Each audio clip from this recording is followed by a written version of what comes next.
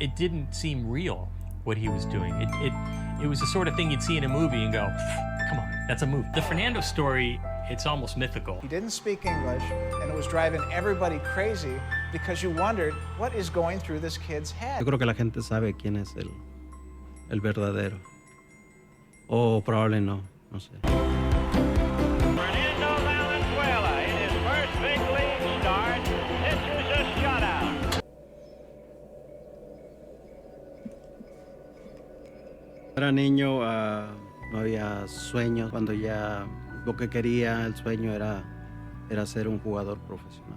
When I was pitching and I resting over here, I tried to sit more on this side, away a little bit from all the action over there. Antes que los Dodgers construyeron el estadio, hubo un conflicto con una comunidad mexicana que vivía aquí. ¿Nunca te contaron de eso? Where Dodger Stadium sits now is Chavez Ravine. There's a history there that is very closely tied to the Latino community. Mexicans were not allowed to live in certain places. We were allowed to live in South Central, East LA, Pacoima, a few barrios, and Chavez Ravine. These residents were given vouchers and said, when it's all ready to go, then you'll have first dibs on coming back. That housing project was never built. We've got to clean out communists and traitors, not dead ones, but live ones. All of this was going on years before the Dodgers came. Jumping way back to when Fernando was speaking, he speaks very good English now. He does, yeah. Really fluently, yeah. I don't know what it's like in America, Canada, or wherever you're watching from in England. Like, we speak English, and yeah, in terms of second languages, we are really lazy. I saw something that said we have less people speak a second language in our country than anywhere else in Europe. Walter O'Malley is a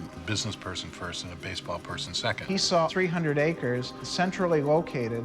He wanted to build his own ballpark. We're not moving on. We haven't got any money, no place to go. She was sitting there, desolate, and everything around her was just in ruins. When we brought the Dodgers to Los Angeles, we had in mind that we would build a very modern and wonderful baseball park at Chavez Ravine. Must be quite hard. Obviously, it's an amazing stadium, but having your community ripped apart in front of you to accommodate it must have been so hard. And all that history just gone. Why there? Back in, I mean, there must have been so many places they could have built that stadium that wouldn't have actually have unhomed people. It was a time of a lot of turmoil. The farm workers movement in the 60s inspired the Chicano movement in the cities. We have such troubles projecting to the majority society through the press because, you know, they don't understand. It was a movement that was unnecessary. blossoming. Of course, when the Chicano moratorium happened in Los Angeles and people were killed, okay, which way do we go now? You know, what do we do now? He knew with the demographics that if they could just find one gem from Mexico, they could tap into that entire market. With Branch Rickey at the helm, we got Jackie Robinson, and we broke the color line. His ideas were always expansive. Mike Brito, who was a scout for the Dodgers, went down to the sticks in Mexico, was trying to find a shortstop. There was a left-hander pitching that day against the shortstop. A young pitcher at that age showed that kind of poise. That's something that we, the scout, always notice. I told him, my name is Mike Brito, I'm a scout for Los Angeles Dodgers. Like, he don't care. I mean, I said, well, who this guy is? I think we found the Mexican pitcher that we need in LA. Maybe another Sandy Koufax. What I don't get is how the team they went down to scout in Mexico, I wonder how prolific that team were. I wonder how far and wide they actually searched, because at the moment it seems like he just hopped down to Mexico, went and watched a ball game, I mean, signed someone up. They might have cut a bit of the story out. They might have looked at a lot of teams. No, I want the in-depth details. I need to know this. A 4-hour documentary. We have every right to dream heroic dreams. Those who say that we're in a time when there are no heroes, they just don't know where to look. More people are out of work today than at any time since the Great Depression. At the beginning of the 80s, there was great dissatisfaction. It was the time when the Latino population was reaching about 10 million. Now Chicanos, Cubans, Puerto Ricans, and other groups shape a growing Hispanic presence in the American destiny. Didn't Reagan get shot? I think so. I don't think he died. That's right. If you think he did, I think he did, then 100%. Yeah, it's got to be. We're like basically American. The aim of the sweep is to remove illegal immigrants from high-paying jobs and replace them with unemployed Americans. This was the atmosphere. This was the situation when Fernando came in. On opening day, 1981, Jerry Royce was injured and couldn't answer the bell. And so at the last minute, Tom Lasorda put Fernando in. We were used to guys like Don Drysdale who were 6'5" and ripped and looked like they had just walked off a Mr. Universe competition. First game, he was completely unhittable. You know, he threw a screwball. I mean, who threw a screwball other than like Carl Hubble decades earlier or Bugs Bunny? He threw a shutout game. What a debut that is. Yeah. It was just a great opening day victory. His next few starts are on the road. San Francisco, you had to be there. San Diego, he's only going to be there one day. You had a streak. Watch his eyes. Going one-on-one right there. He took his eyes off the plate and seemed to look to the heavens. He's like a god because you know what? You've never seen a Mexican ball player come on the plate and then pitching like this. Everybody in Los Angeles is hyped up and they're ready. They all had April 27th circled. Fernando Mania is not only the biggest story in Los Angeles, but numero uno in the entire baseball world. Valenzuela is great. I love him. The Dodgers are #1. He's the greatest, and I think everybody here has Fernando fever. Fernando Mania was the baseball version of Beatlemania. Valenzuela's 2-2 pitch. Fastball got him swinging. 20 years old. He makes 5 big league starts. He has 4 shutouts. Wow, that's crazy. So 4 shutouts and that's a .2 ERA. How much they get him for? 200 in the end. Because he asked for another 50. Yeah, they wanted another 50 on top. So 200k. Yeah. That seemed like a bit of a sniff at that point. Yeah, and the game's looking more diverse almost immediately. Sure has become Fernando the Conqueror. He owns Los Angeles. And by May, he's on the cover of Sports Illustrated, and the headline is unreal. Everywhere he goes, he got 10,000, 15,000 extra people attend. It's the first run he's given up after pitching 35 and 2/3 consecutive scoreless innings. Everyone was trying to get to his hometown. I was the first one with the story. We had this military escort to guide us to Huachuaquila. There was, in the middle of this desert, in the middle of nowhere, this shack. I don't think they'd ever seen camera equipment or anything of the sort. They were truly curious as to who we were and what we were doing there. He was becoming a national and international phenomenon. Yeah, because there's no news, there's nothing. They wouldn't have known, would they? I don't know if they got a telephone. He pitched his 7th game this season. While back in Huachuaquila, his family listened. Finally, the 9th inning, 2 outs, Los Angeles ahead 1-0. Fernando's corkscrew motion, Papa. The perfect season still intact. 1-1 to Guerrero. Ratzer comes back to his hitter, and there's a drive into deep left field. Back goes White. It's gone, Fernando. It's gone. There are no words to express what's going on here. Valenzuela has now tied the Major League record of 8-0. There will never be another Fernando Valenzuela. Obviously, everything else is great player, but the timing of him coming in couldn't have been any better, really, to sort of unite different sets of people, because obviously there's a lot of unrest between the Americans and the Mexican community. The Chicano movement brought a lot of people to the streets, and I was part of that. For us, it was like a Mexican could be as good as anyone. My parents were born in Mexico and wanted to live the American dream.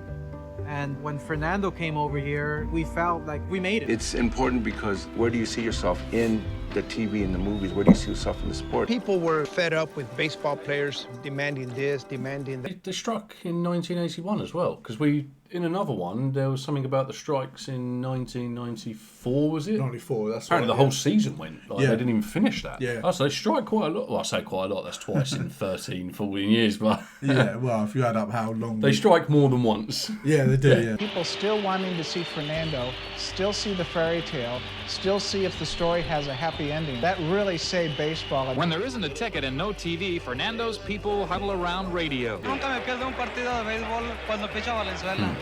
Todo, si no puedo venir en el radio lo oigo. Fernando probably didn't have a clue of the situation that was going on in the Latino community. We made him grow up so quick by becoming as famous as he was. He couldn't be that young kid that he wanted to be. Wanted to come out, but we told him you can't. You don't realize what you are now. And he had a hard time grasping. Coming from a small town where you know everybody, where everybody's equal. A lot of times he looked scared, so a lot of times, I stood away from Fernando when I got off the field. Valenzuela's Be Smart, Stay in School program is credited with keeping kids in class and out of trouble. Let's give a rousing warm welcome to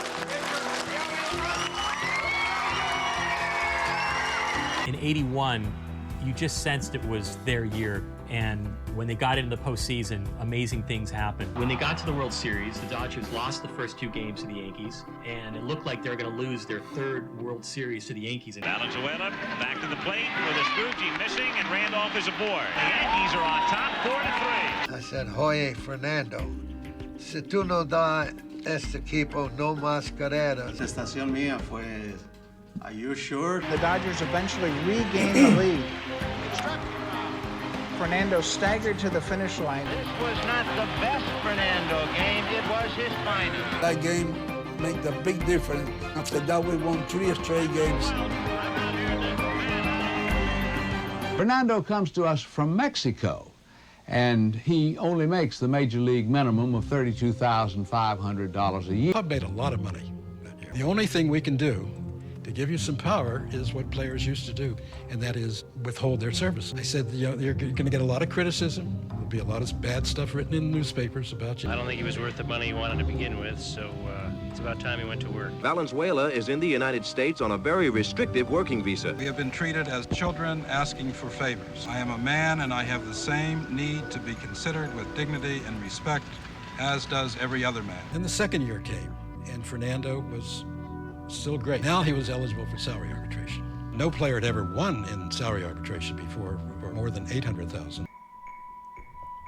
This is my parents' house. When I started playing baseball, that's what I want to do, just build a house for them. I knew that's what he wanted the money for. I thought it's going to be for his family, isn't it? They're probably still very happy there. I can imagine he still had a very happy childhood because you don't know any better. You don't know any better. Exactly. It comes down to exactly what you know. Like there was no class system. Like I said, everyone is equal. I'm sure it was a very happy childhood. He was always going to give back to his family. He wouldn't be there without him. He said he learned to play ball off his brothers. And really, I was very happy, to do something for them. She told me she was very proud. She called him Mijito, my little son. Fernando never was consumed with who a guy was, what his record was. Is this guy going to the Hall of Fame? He knew there's a flaw there. He's leading by 13 at the break. In there, strike 3, and he is struck out the side. Wow. Some felt that all those innings tossing his specialty pitch, the screwball, finally took its toll. Lasorda was known to stick with his starting pitchers for better or for worse. He received some criticism of it later, but that was the era. Una lesión pues pasa, ¿no? Se descansa. En ese año 88, en julio, fue cuando falleció mi papá. Was there anything they were asked they'd especially like to see in the United States? Just their son, Fernando. Listen to the hand. Some reception.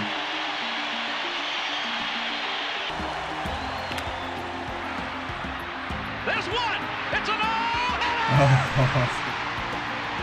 His first career no-hitter, the 19th in Dodger history. In baseball, former Rookie of the Year and Cy Young Award winner Fernando Valenzuela has been released by the Dodgers. This is the way it happens. It happened to Koufax, it happened to Drysdale, it happened to Babe Ruth. That day of reckoning eventually comes. And so it's come to this for Valenzuela, a season with Los Charros de Jalisco. I want to go back to the big leagues, and I think now is a good chance.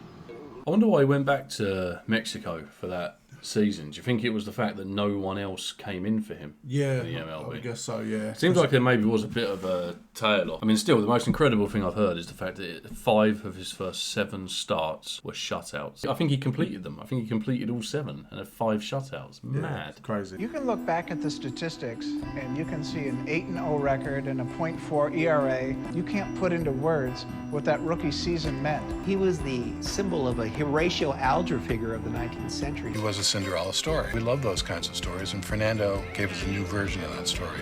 To this day, when you're in the stands and they announce that he's there in the press box, I have to admit, I get misty-eyed. He still matters, I think, to a generation of Mexican Americans for whom he was our first hero. On that same ground where so many Mexican families lost a dream, a Mexican came and placed a stake on a new dream. Yeah, what a story. Yeah, definitely. I can see why people wanted us to take a look at that. Yeah, 100%. Yeah, no, it's great. That start, probably the greatest rookie season maybe of all time. Rookie of the Year and Cy Young. Yeah. So, how many times has that happened? Obviously, we know that Ichiro had an incredible rookie season as well. I think for pitcher, maybe the greatest rookie season seen potentially. So let us know. It's definitely. Even if there are great seasons, that'll be up there. But definitely seem to have had a massive impact on Los Angeles and the community as a whole. So what more could you ask for? Hope you enjoyed. Let us know your thoughts down in the comments, and thanks for being here, and we'll see you on the next one.